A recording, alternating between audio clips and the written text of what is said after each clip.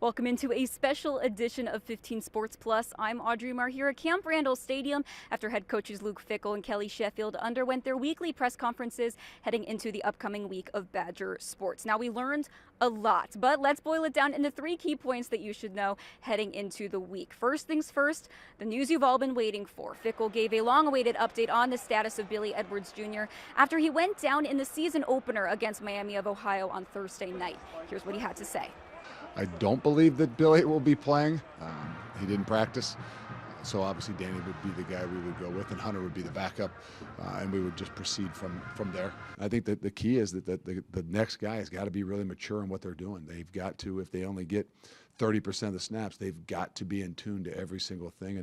Now, number 2, who can you expect to see at the helm this weekend? Well, that will be QB2 Danny O'Neal, who will likely be starting in Edwards' place. And it's not too difficult to evaluate that Fickell is not too worried. O'Neal comes from San Diego State, where he already had the starting experience as a true freshman and stepped into Edwards' place on Thursday night, throwing 12 for 19 with 120 yards and 1 touchdown. As for what else you can expect to see from O'Neal, well, I think it's authentic. I think that probably is one thing in a short amount of time that I've felt, as well as I'm sure the guys have felt. There's a difference. You know, I love an athletic arrogance, but I think he straddles the line. I think he does a really good job. I think it's authentic. I think he really does have a confidence in what he does, and you can see it every single day.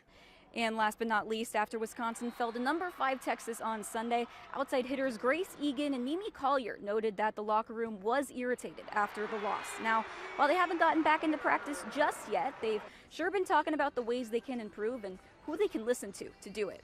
You know, there's an interview that we showed of Kobe Bryant years ago when they asked him, what does losing feel like? And I think everybody was surprised when they heard him say it's exciting. They're like, what in the world is Kobe Bryant talking about losing and exciting? What he meant was the process of getting back to work is exciting, because you're digging in, you're trying to figure out what went wrong, and you're like, oh, yeah, okay, I see that, and yeah, that happens, and you got to pick yourself back up, and you get back to work. That process has to be exciting in order to be elite. They should be irritated because they weren't able to, close the deal when the opportunity was there. But you've got to get excited and fired up for what is in front of you. And it's not just the next match, it's the process of getting better between the 2 matches.